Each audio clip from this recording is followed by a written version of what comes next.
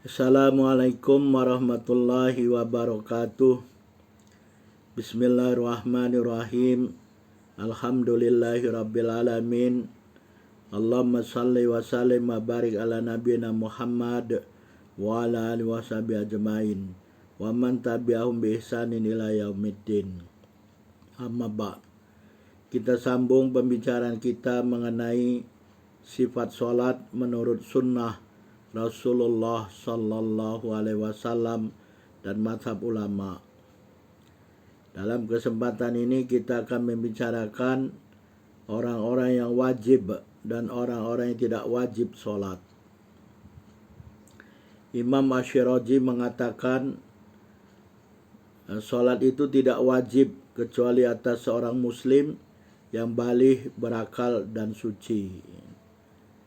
Jadi dari penjelasan perkataan ini, jadi syarat wajibnya sholat ya. Jadi syarat wajibnya sholat. Ada syarat wajibnya sholat, ada syarat sahnya sholat. Jadi untuk kewajiban sholat ini ada syarat wajibnya. Yang pertama tadi disebut oleh Imam Ash-Shirazi adalah dia mesti muslim ya. Jadi dia muslim. Kalau tak muslim macam mana? Apakah wajib baginya sholat? Ya.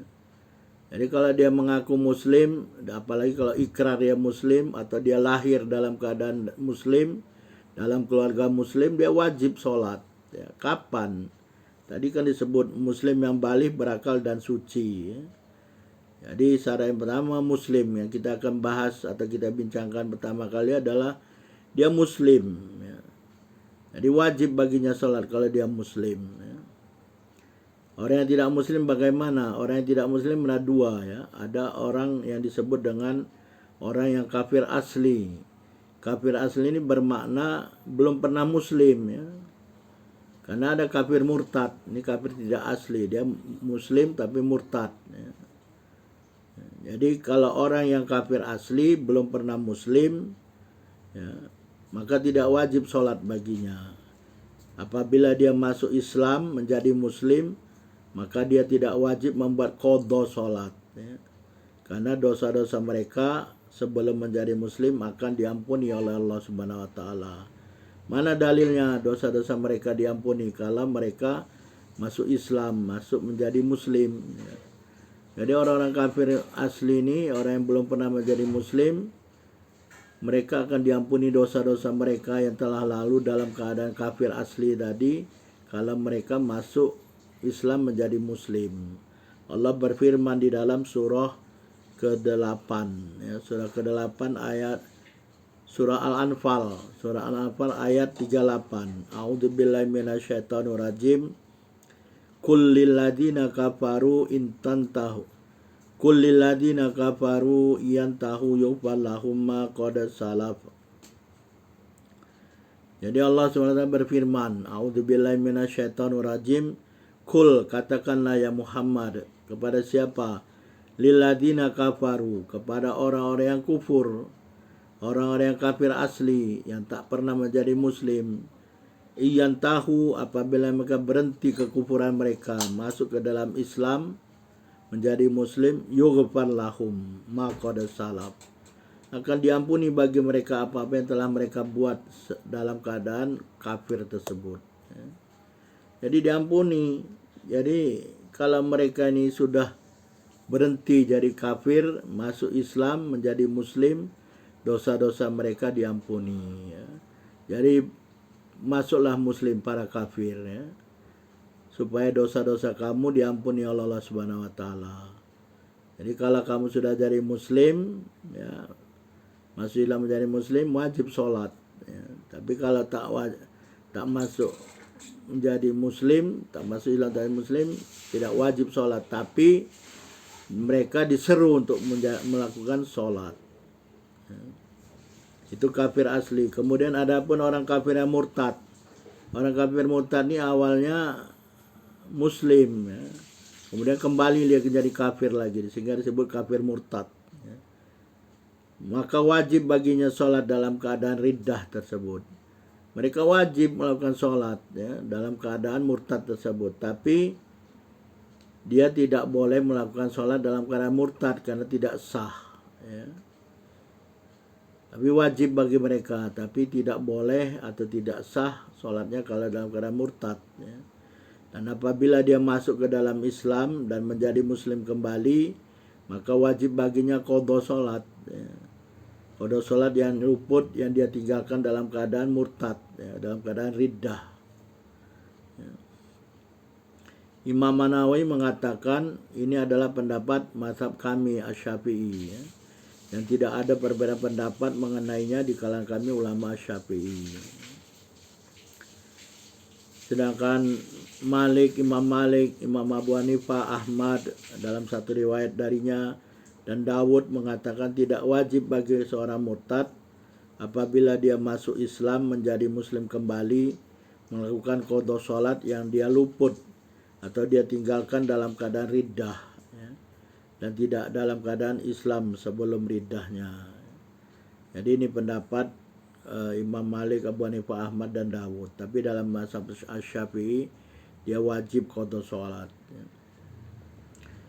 Jadi mereka ini Imam Malik, Abu Hanifah, Ahmad dan Dawud menjadikan orang yang murtad ini seperti orang kafir asli yang gugur darinya apa-apa yang berlaku sebelumnya dengan masuk Islam. Sedangkan kalangan ulama Syafi'i telah sepakat dalam kitab-kitab furu', ya, kitab-kitab fikih, kitab-kitab furu' ini kitab-kitab fikih, ya, atas sungguhnya orang yang kafir asli tidak wajib atasnya sholat, zakat, saum, haji dan perkara lain dari masalah furu' Islam. Tapi dalam kitab-kitab usuluddin, ya, kitab-kitab al-usul, jumhur ulama usul ini mengatakan orang kafir ini diajak bicara dengan perkara furu'. Ya, jadi mereka diseru, mukhatab, diseru mereka untuk yang pertama beriman, yang kedua untuk beribadah dalam masalah-masalah furu'. Ya. Untuk beribadah. Ya. Mana dalilnya, ya? Yang pertama mereka ini diseru, ya, diingatkan. Yang pertama kita bisa lihat di dalam surat Al-Baqarah, ya. Innal ladina kafaru sawaun alaihim anzartahum am lam tundirhum la yu'minun. Orang-orang kafir ini, orang-orang kafir asli ini sama aja, ya. Kamu beri peringatan atau tidak beri peringatan, ya, supaya beriman kepada Allah, ya, mereka tidak akan beriman. Nah, ini sifat asli mereka, ya. Jadi yang itu yang pertama, mereka diseru kepada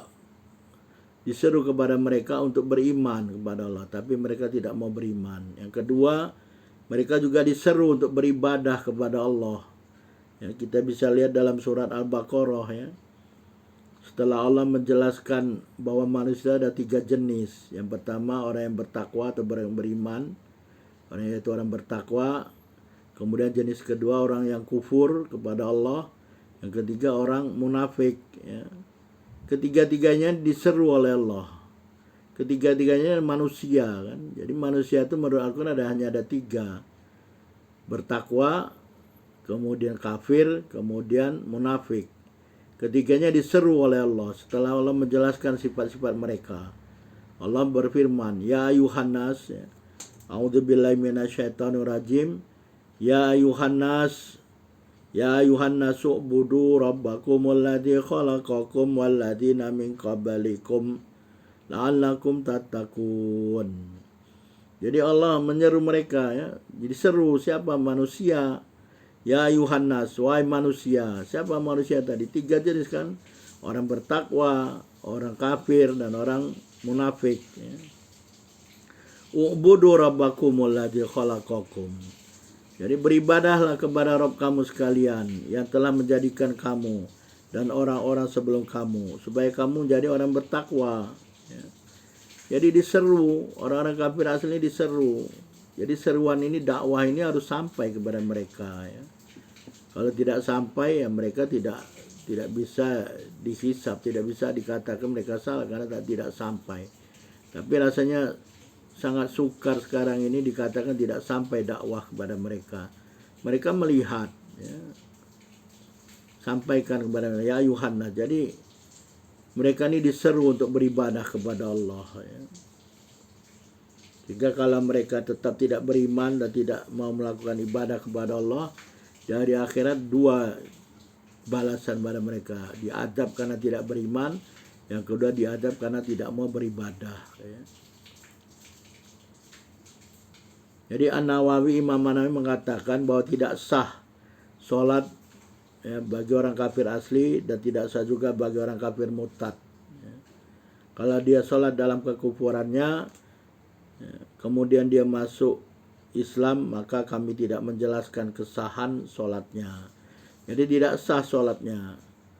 Bahkan sholatnya adalah batal ya, dalam keadaan murtad atau dalam keadaan kafir, kufur.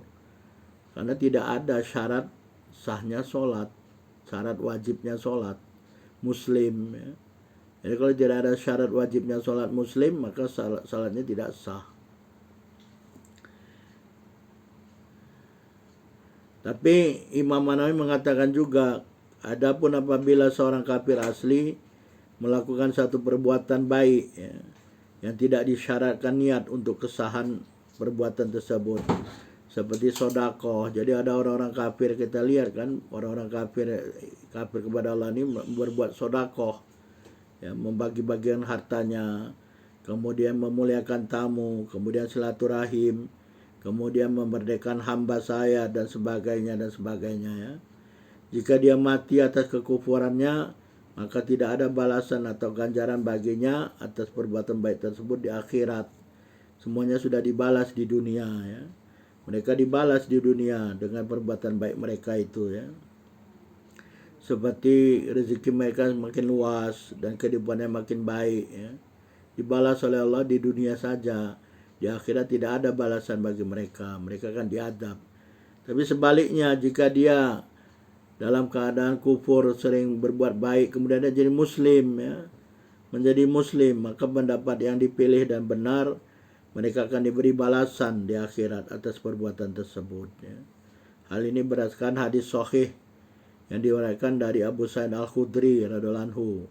Sungguhnya beliau mendengar Rasulullah bersabda, "Idza aslamal abdu fa hasuna islamuhu yukaffirullahu anhu kulla sayyatin kana zalafaha wa kana ba'da dzalikal qisas al hasanatu bi asyri amsalha ila sabimiati difin wa sayyatu bimithliha illa ayatazawazallahu anha." Maksudnya, apabila seorang hamba masuk Islam, menjadi muslim, lalu Islamnya adalah baik, niscaya Allah SWT akan menutupi darinya seluruh kesalahan yang ada yang dia melakukan dulu sebelum muslim, dan ada keadaan yang sudah telah masuk Islam balasan. Jadi mereka ini apa-apa yang telah dibuatnya di dunia, di dalam keadaan kekufurannya berbuat baik, kemudian jadi muslim, semua perbuatan baik itu akan diberi ganjaran oleh Allah ya. Kemudian setelah dia masuk Islam, mulailah terjadi kalau dia berbuat sesuatu, dia akan diberi balasan ya. Satu kebaikan dengan 10 kebaikan sampai 700 kali ganda, dan satu kesalahan dengan satu kesalahan seumpamanya, kecuali bahwa Allah SWT mengampuni dari kesalahan tersebut. Ini dalam hadis Al-Bukhari nomor 41 ya. Kemudian dalam riwayat An-Nasai hadisnya adalah, "Idza aslamal abdu fa hasuna islamu kataballahu kulla sanatin kana aslafaha wa muhiyat anu kulla sayatin kana aslafaha tsumma kana ba'da dzalikal qisas al hasanatu bi asroti amsalha illa sabimiati difin wa sayyatu bi mithliha illa ayatazawajallahu azza wa jalanha." Maksudnya, apabila seorang hamba masuk Islam ya, menjadi muslim, tadinya kafir, masuk Islam menjadi muslim, lalu Islamnya baik, bukan main-main ya, bukan masih ada nifak dalam kalbu dia, tapi betul-betul dia taubat masuk Islam, menjadi muslim yang baik, niscaya Allah akan menulis baginya setiap kebaikan yang dia telah lakukan dalam keadaan kufur ya. Jadi apa-apa yang dia lakukan dalam keadaan kafir ya, akan dibalas oleh Allah kalau dia menjadi muslim yang baik ya. bukan main-main muslimnya, betul-betul jadi muslim ya, taubat betul. Dan dihapus darinya setiap kesalahan yang dia lakukan dalam keadaan kekufurannya. Kemudian setelah dia masuk Islam, mulailah dibalas setiap kebaikan yang dia buat ya. Mulai dari satu kebaikan dengan 10 kebaikan sampai 700 kali ganda. Sedangkan satu kesalahan dengan satu kesalahan seumpamanya. Kecuali Allah akan mengampuni dari kesalahan tersebut ya. Ini hadis An-Nasai nomor 4998. Jadi jelas ya, dalam Islam ini orang-orang yang kafir asli dia masuk Islam, dia akan mendapat balasan apa yang telah dibuatnya di dalam masa kekufurannya, perbuatan-perbuatan baik ya. Dosanya dihapus semua dosanya. Kemudian ada juga hadis dalam riwayat Al-Bukhari dan Muslim dari Hakim bin Hizam radhiyallahu anhu, beliau mengatakan, "Ya Rasulullah, ara'aita umuran kuntu atakhannatu au atakhannatu biha fil jahiliyah min silatin wa atafatin wa ataqatin wa sadaqah. Hal li fiha ajrun?" Qala Hakim radhiyallahu anhu, qala Rasulullah sallam, Aslam ta'ala ma salafa laka min khair. Jadi Hakim bin Hizam ini masuk Islam ya. Kemudian dia bertanya kepada Rasulullah, "Wahai Rasulullah," ya, dia katakan, "Ya Rasulullah, wahai Rasulullah, ara'aita umuran kuntu atakhannatu aw atakhannatu biha fil jahiliyah." Ya Rasulullah, bagaimana pendapatmu tentang perkara-perkara yang aku telah buat ya, perbuatan-perbuatan baik yang telah aku buat ketika aku masih dalam masa jahiliyah, maksudnya belum menjadi muslim lagi ya.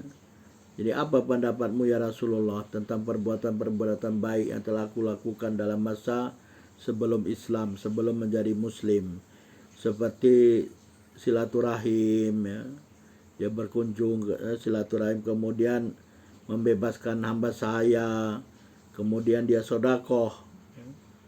Hali biha ajrun, apakah ada bagiku mengenai perbuatan tersebut balasan ya. Kemudian Hakim mengatakan, Rasulullah SAW bersabda, "Aslam ta'ala ma salafa laka min khair." Jadi kata Rasulullah, kamu masuk Islam atas apa-apa yang kamu telah lakukan sebelum Islam dari kebaikan.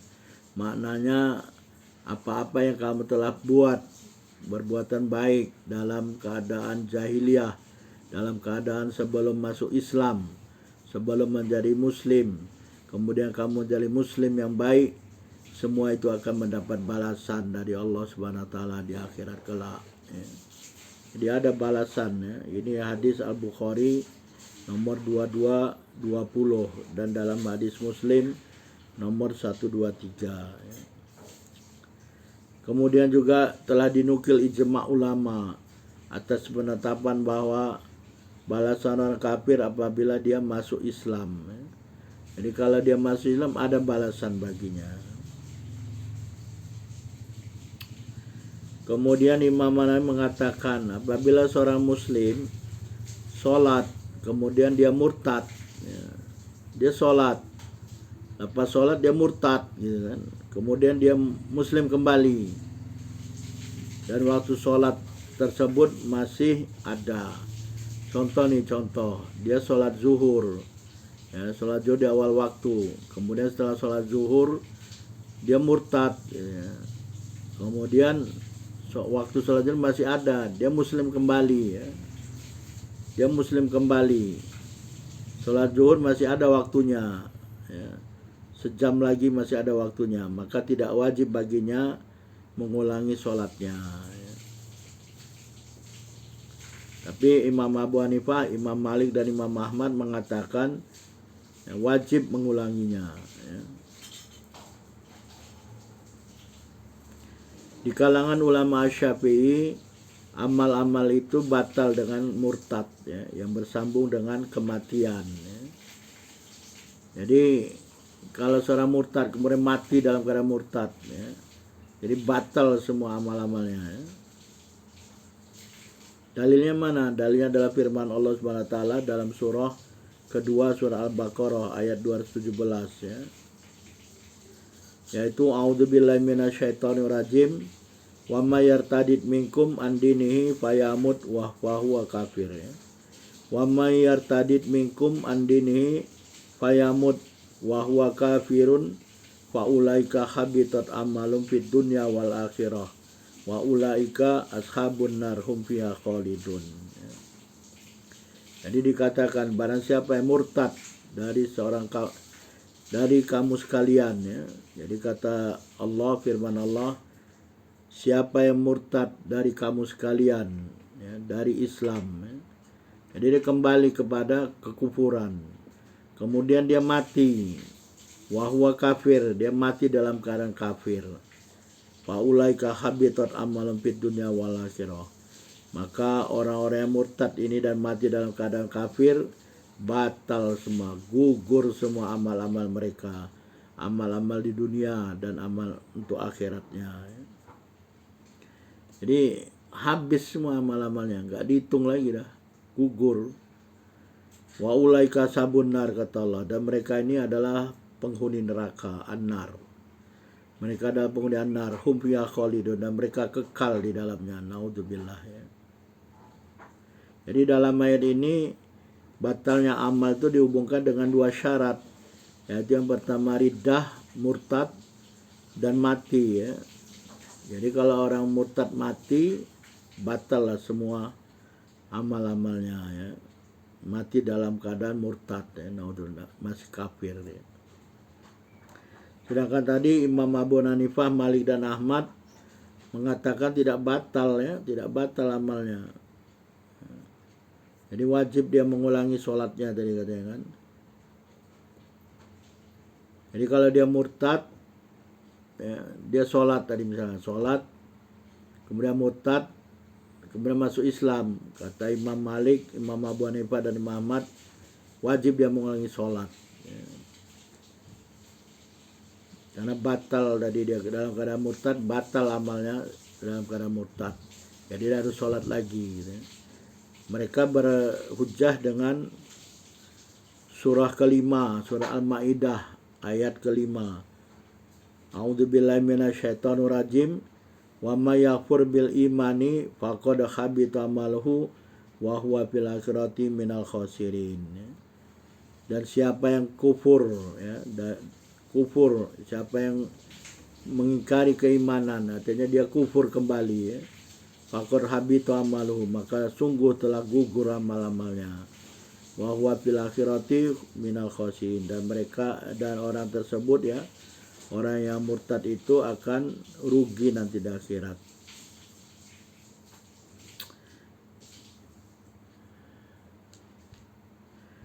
Imam Asy-Syafi'i dan kalangan ulama Syafi'i mengatakan orang kafir karena murtad apabila masuk Islam kembali menjadi muslim, wajib dia mengqadha setiap sholat yang dia luput, yang dia tinggalkan dalam keadaan murtad atau sebelum riddah ya. Jadi dia ini misalkan ada seorang, dia ini masih muslim ya. Masih muslim, dia meninggalkan sholat ya. Kemudian dia murtad, murtad sehari dua hari misalkan. Kemudian dia menjadi muslim lagi, maka dia wajib mengqadha sholatnya. Mengqadha sholatnya ketika dia masih muslim tadi, ya misalkan dia masih muslim tadi meninggalkan 2 atau 3 sholat.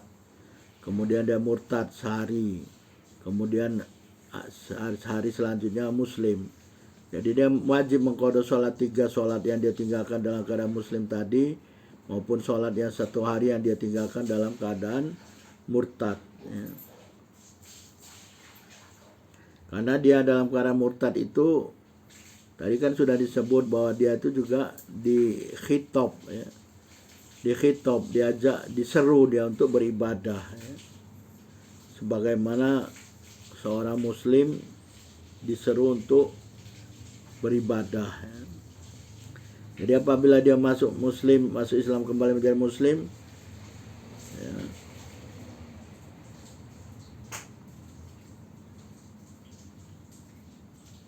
dia wajib mengqadanya. Ya. Tapi apa-apa yang sudah dia lakukan tidak wajib mengqadanya. Ya. Jadi apabila dia masuk Islam kembali, maka tidak wajib baginya untuk mengulangi apa-apa yang telah dia lakukan sebelum riddah, seperti haji, sholat, dan selain keduanya. Jadi apa-apa yang luput saja, ya, apa-apa yang luput saja dia wajib mengulanginya. Sedangkan pendapat tadi Abu Hanifah, Malik, dan Ahmad, wajib dia mengulanginya sholat, ya. Walaupun dia sudah sholat sebelum dia riddah tadi, ya. Wallahu a'lam. Subhanakallahumma bihamdika asyhadu an la ilaha illa anta astaghfiruka wa atubu ilaik. Wabillahi taufiq wal hidayah. Assalamualaikum warahmatullahi wabarakatuh.